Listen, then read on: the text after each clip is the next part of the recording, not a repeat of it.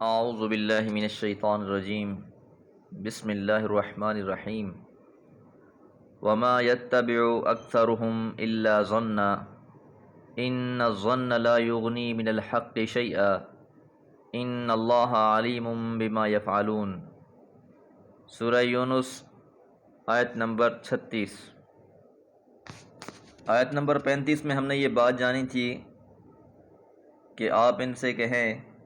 کہ کیا تمہارے شرکاء میں سے کوئی ہے جو حق کی طرف رہنمائی کرتا ہو؟ کہہ دیں کہ اللہ ہی ہے جو حق کی توفیق بخشتا ہے۔ تو کیا جو حق کی طرف رہنمائی کرتا ہے وہ پیروی کیے جانے کا مستحق ہے، یا وہ جو بغیر رہنمائی کے خود راہ نہیں پاتے؟ تو تمہیں کیا ہو گیا ہے، تم کیسا فیصلہ کرتے ہو؟ اب اس آیت مبارکہ میں ان کی اصل بیماری بیان کی جا رہی ہے۔ وہ بیماری کیا ہے؟ وما یتبع، اور نہیں اتباع کرتے، نہیں پیروی کرتے، اکثرہم، ان میں سے اکثریت، الا ظنا، سوائے گمان کے۔ لفظ ظن قرآن مجید میں بعض جگہوں پر گمان کے معنی میں استعمال ہوا ہے اور بعض جگہ پر یقین کے معنی میں، اور لفظ ظن علم، یقین اور حق تینوں کی ضد کی حیثیت سے استعمال ہوا ہے اس جگہ پر،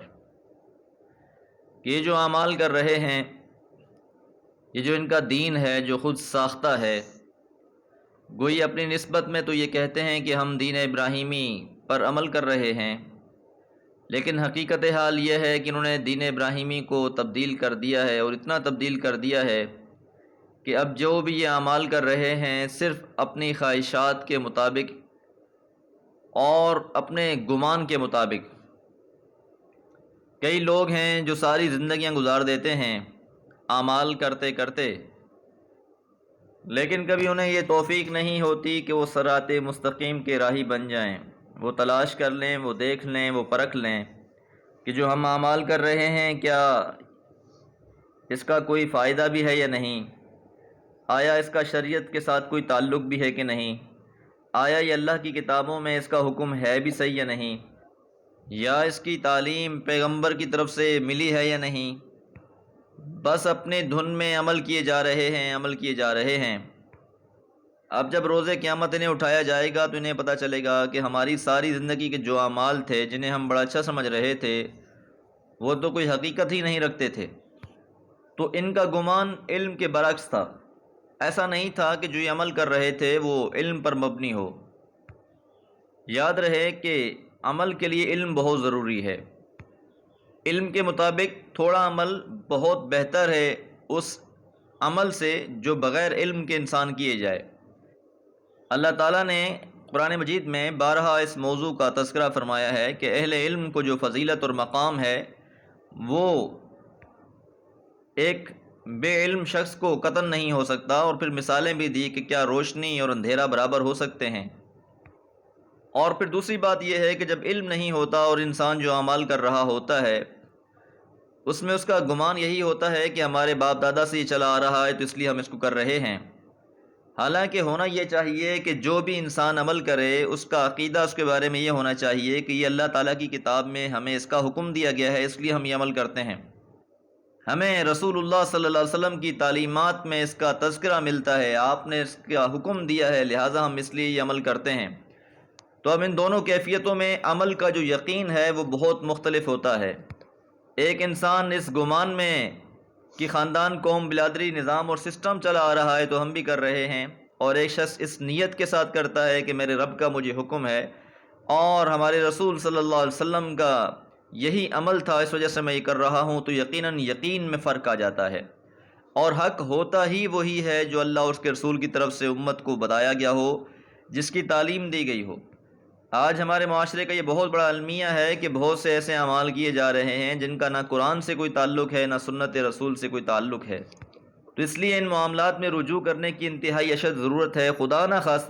خواستہ معاملہ پھر ایسا نہ ہو جائے کہ عاملۃ ناصبہ تصلی نارا حامیہ، کہ ایسی پیشانیاں جو عمل کر کر کے تھک گئی ہوں گی انہیں روز قیامت اٹھا کر جہنم میں پھینک دیا جائے گا۔ آگے پھر اللہ تعالیٰ نے وجہ بھی بیان فرما دی کہ ان الظن یقیناً گمان لا یغنی من الحق شیئا کہ گمان حق کا بدل ذرہ بھی نہیں ہو سکتا۔ گمان پر کیے ہوئے اعمال اور حق پر کیے ہوئے اعمال میں بڑا فرق ہے، اور روز قیامت جب انسانوں سے مطالبہ کیا جائے گا کہ اپنے اعمال پیش کریں، اور ان کے وہ سارے اعمال وہ ہوں گے جو گمان پر مبنی ہوں گے، حق پر مبنی نہیں ہوں گے، تو ایسے پھر اعمال جو ہیں وہ ضائع ہو جائیں گے، ان کا کوئی فائدہ نہیں ہوگا۔ اور پھر اس کیفیت میں انسان کہے گا کہ کاش میں نے رسول کی اتباع کی ہوتی، میں نے رسول کا طریقہ کار کو اختیار کیا ہوتا۔ اور اس حسرت کا تذکرہ اللہ تعالیٰ نے قرآن مجید میں بیان فرمایا ہے۔ ان اللہ یقین اللہ تعالیٰ علیم خوب جاننے والا ہے بما یفعلون جو وہ اعمال کر رہے ہیں۔ تو اس لیے یہ بات یاد رہے کہ اہل مکہ کا بھی یہی مسئلہ تھا کہ جو انہوں نے دین بنا رکھا تھا وہ خود ساختہ دین تھا، گمانوں پر مبنی تھا، اس میں بہت سی جو اصل دین تھا بہت سی تبدیلیاں کر دی گئی تھیں۔ اور آج بھی امت مسلمہ کا یہ المیہ ہے کہ اکثر جو لوگ اعمال کرتے ہیں ان کا ذریعہ قرآن اور سنت نہیں ہوتی، ان کا سورس قرآن اور سنت نہیں ہوتا، بلکہ بس